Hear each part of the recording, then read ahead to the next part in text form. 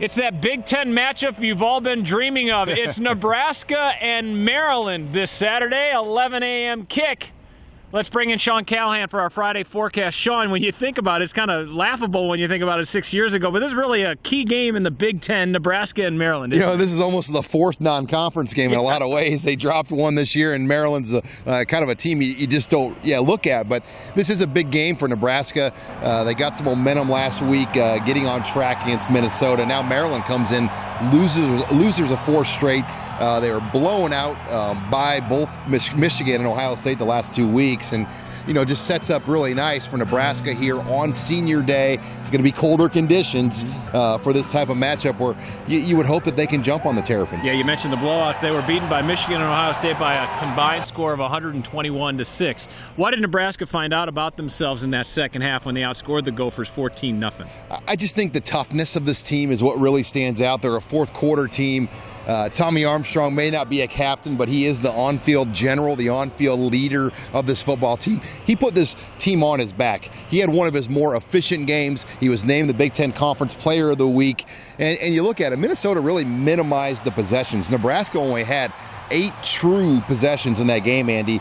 Nebraska got points on 4 of those 8 possessions. They had no turnovers, and they outscored them 14-0 last week. So I really just like the resiliency this team showed, especially after losing 2 in a row. And Nebraska coming up with those big plays, coming up with the 1 turnover in that fourth quarter. Kyron Williams making the pick, and Mike Riley saying Monday that really has been the difference between last year and the 5-win regular season to this year with 8 wins with 2 regular seasons games to go, is those turnovers. No doubt, and I think from the secondary standpoint, we haven't seen a secondary like this since 2009-2010 when Bo Pelini had those great secondaries. Nebraska just hadn't been a good interception team, and I think the ball skills of the corners and of the safeties, those guys have stepped it up big time. And when Minnesota's driving to try to tie the game, they came up with the play. And that has been really the story of this team all year. When their backs have been against the wall, other than Wisconsin, they've had a chance to make the play and win the game. And that's kind of how Mike Riley describes this team when he breaks it down here through 10 games. All right, Maryland, we don't know much about them because, they haven't been around in the Big Ten much. They're coached by DJ Durkin, former defensive coordinator for Ohio State. What do you know about the Terrapins? What do they do well?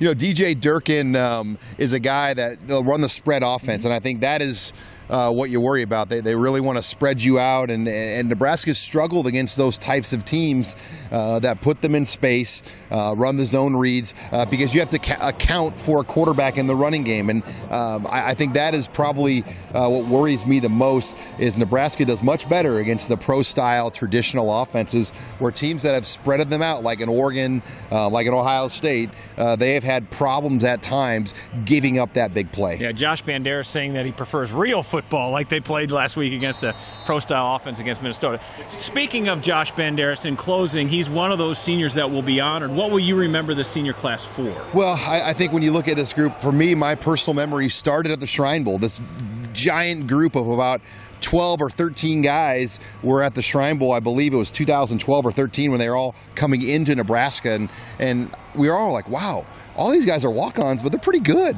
Like Sam Foltz, Riker Fife, Brandon Riley, Andy Janovich was in that game, and Drew Roth, the one guy that didn't go to Nebraska, went to Iowa, but it was a special group even from day one, and then they all made the 105 roster. A lot of guys. I've never seen that many actual walk-on freshmen make the 105, and then they've all been put on scholarship, whether it's year 2, 3, or even 4. So I just think it defines what Nebraska football is all about. In-state, hard work guys. Then you've got the quarterback and the guys like Jordan Westerkamp. It's a very diverse group when you look at the walk-on breakdown versus the guys that came in here like a Tommy Armstrong and Jordan Westerkamp.